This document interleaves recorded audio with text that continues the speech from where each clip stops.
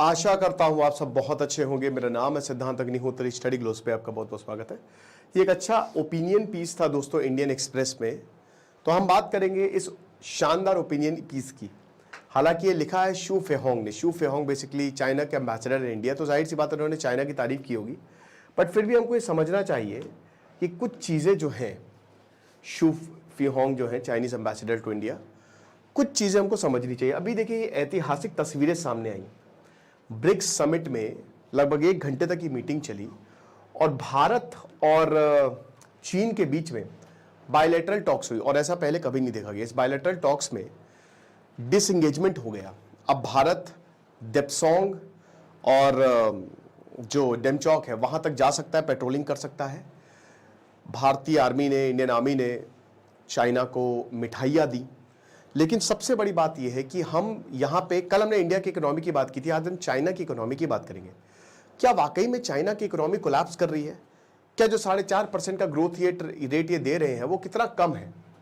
तो इस पे शू फेहोंग ने रोशनी डाली। हम भी इस पे थोड़ा सा रोशनी डालेंगे और आपको डिकोड करेंगे एक चीज़ें। बाकी आज दिवाली सेल का आखिरी दिन है, make the best out of it. सारे कोर्सेज पे 40% ऑफ है। दिवाली 40 कूपन कोड आपको यूज़ करना है, चाहे वो डार्क साइकोलॉजी हो, चाहे पर्सनालिटी डेवलपमेंट हो। इस समय 150-200 रुपये के कोर्स पे वो मिल रहे हैं। ऐप को डाउनलोड कर लें, वरना वेबसाइट विजिट करें। दोबारा ये सेल नहीं आएगी। फिर उसके बाद अगर आप यूट्यूब से कमाना चाहते हैं, अगर आप अर्न करना चाहते हैं, अगर आप अपनी स्किल को बढ़ाना चाहते हैं, अगर आप यूट्यूब के बारे में सब समझना चाहते हैं कि चैनल को ग्रो कैसे किया जाए, तो आप स्किल कूपन कोड यूज़ करके इसमें 50% ऑफ है, तो इस कोर्स को अवेल कर सकते हैं। अगेन ऐप को डाउनलोड करें, वेबसाइट विजिट करें। तो सबसे पहले शू फेहोंग क्या बताते हैं। देखिए, जो चाइना की इकोनॉमी है, पूरी दुनिया ने इंक्लूडिंग इंडिया के काफ़ी मीडिया आउटलेट्स ने यही छापा है कि चाइना नीचे गिर रहा है। लगातार चाइना की जो एनुअल ग्रोथ है इनका 5%, तो क्या चाइना वाकई में इस तरीके से आगे बढ़ पाएगा? तो यहाँ पे 2-3 चीज़ें शू फेहोंग ने जो बोली है वो समझिए। सबसे पहली बात तो ये है कि चाइना की इकोनॉमी, ये बोलते हैं कि फ्री फॉल में नहीं है और ये कभी भी फ्री फॉल में नहीं होगी। अब जाहिर से बात है, क्योंकि चाइना के एम्बेसडर है तो ये ऐसी बातें करेंगे, क्योंकि देखिए यहाँ पे जो एक्सटर्नल एनवायरनमेंट है और इंटरनल इकोनॉमिक रीस्ट्रक्चरिंग है, उसमें चाइना को काफ़ी ज़्यादा दिक्कतों का सामना करना पड़ रहा है। और ये बात बिल्कुल सही है, क्योंकि एक्सटर्नल एनवायरनमेंट, हर जगह वॉर चल रहा है और चाइना की इकोनॉमी में अभी चाइना में काफ़ी ज़्यादा डिजास्टर आ रहे हैं। अब ये बोल रहे हैं कि ये शॉर्ट टर्म नेचुरल डिजास्टर है, जिसकी वजह से चाइना की इकोनॉमी 3rd क्वार्टर में नीचे गिरी है। लेकिन अगर आप लॉन्ग टर्म पर्सपेक्टिव देखें तो quarter on quarter GDP growth rate आगे बढ़ रहा है। ये बात बिल्कुल सही है। देखिए, चाइना और भारत ये साथ साथ चल रहे हैं, लेकिन चाइना ने बाजी मारी है। हमारा मकसद ये होना चाहिए कि हम भारत को महान कैसे बनाएं और हम क्या दूसरे देशों से सीख सकते हैं। 1975 तक चाइना एकदम ही बेकार था।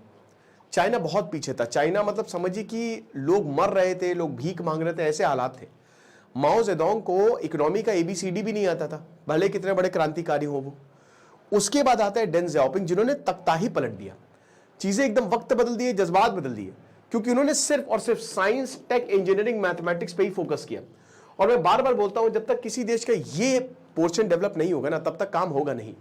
भारत सरकार को जितना हो सके PhD को आसान बनाना चाहिए, रिसर्च एंड डेवलपमेंट पे ज्यादा से ज्यादा खर्च करना चाहिए, क्योंकि ये आपको लॉन्ग टर्म ग्रोथ देगा।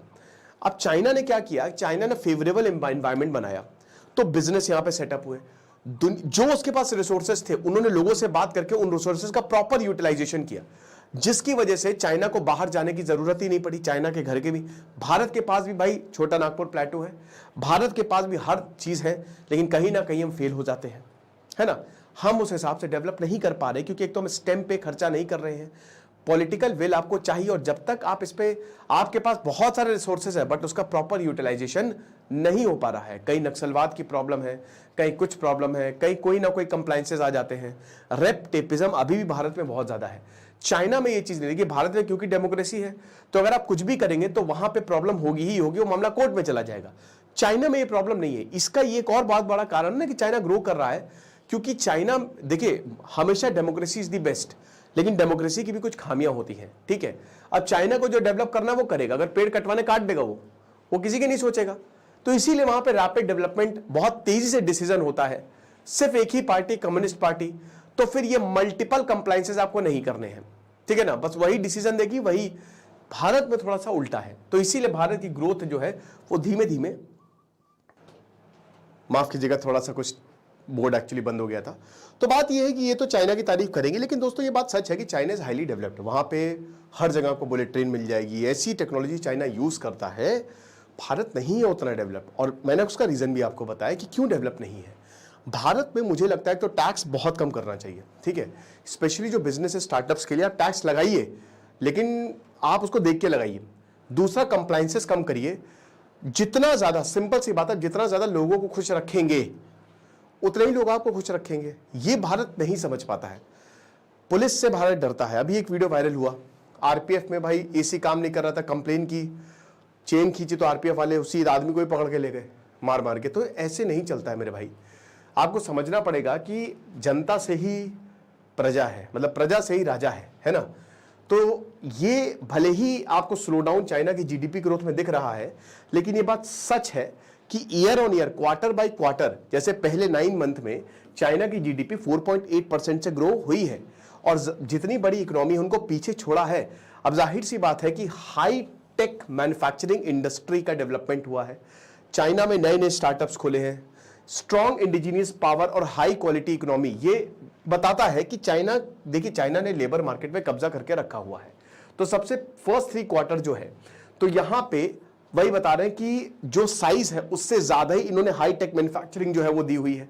उसके बाद जो इन्वेस्टमेंट आया हाई टेक इंडस्ट्री में, अभी उसी का जमाना है, वो 9.1% से बढ़ा है, और 10% से।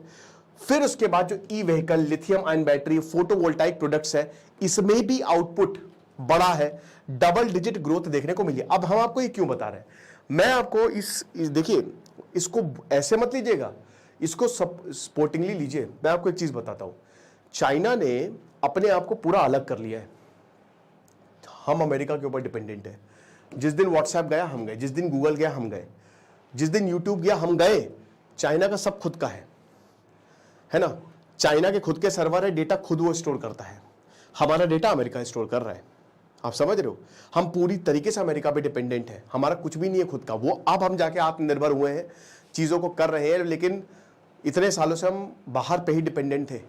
चाइना ने अपने आप को अलग कर लिया, चाइना इंडिपेंडेंट है। तो ये एक बहुत बड़ी उपलब्धि है चाइना की, जो अच्छी चीज है उसको आपको, और इसीलिए चाइना बहुत तेजी से आगे बढ़ता जा रहा है। वो टेक में, उसका टेक बहुत स्ट्रांग है। चाइना की आर्मी ग्राउंड लेवल पे उतनी अच्छी नहीं है, वो हमेशा पिटेगी और पिटती ही रही है, लेकिन उसका टेक, चाइना हमेशा टेक में बहुत आगे रहा है, क्योंकि चाइना में एजुकेशन की जो महत्वता है वो बहुत ही ज्यादा रही है, राइट। तो इसीलिए 2024 ये बताते हैं कि चाइना जो है वो अपना टारगेट पूरा कर लेगा, है ना। यहां पे ब्रेथ, डेप्थ और इंटेंसिटी जो है, जिस तरीके से सरकार सपोर्ट कर रही है, वो अनप्रेसिडेंटेड है। नो डाउट कि चाइना की सरकार सर्वोपरि है, वो लोगों पे इतना ध्यान नहीं देती, लेकिन अब ऐसा भी नहीं है, क्योंकि उनको, चाइना को भी पता है कि लोग कभी भी हमारी डिक्टेटरशिप है तो खड़े हो सकते हैं। तो लोगों को खुश रखो, तो लोग वहां पे खुश हैं।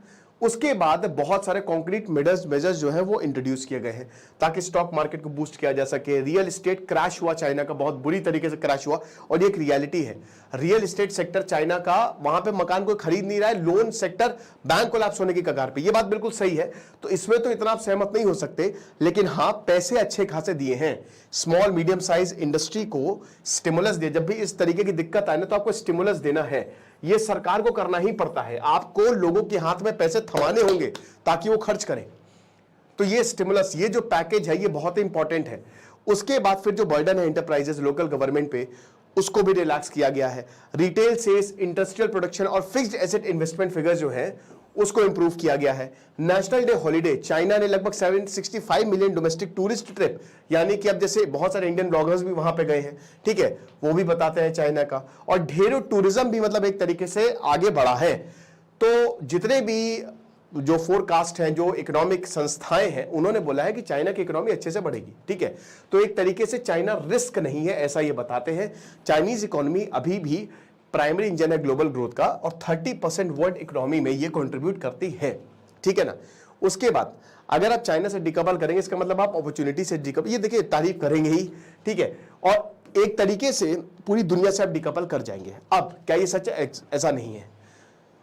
ये बात बिल्कुल सही है कि चाइना ग्लोबल पावर है, इकोनॉमिक हब है वो, ठीक है, पूरी दुनिया में चाइना का दबदबा है। अमेरिका तक से उसका ट्रेड डेफिसिट है, ये बात बिल्कुल सही है। मतलब अमेरिका का चाइना से ट्रेड डेफिसिट है, ट्रेड वॉर चल रहा है।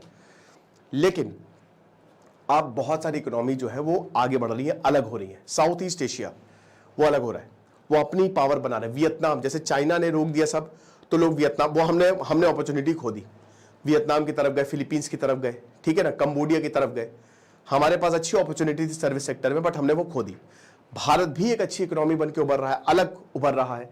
तो ऐसा नहीं है कि अगर आप चाइना से अलग हो जाएंगे तो इसका मतलब, क्योंकि चाइना से प्रॉब्लम चाइना की ये है ना कि चाइना हर एक चीज पे कंट्रोल करता है, वो साथ में मिलकर काम नहीं करता, दिस ही स्टार्ट्स कंट्रोलिंग।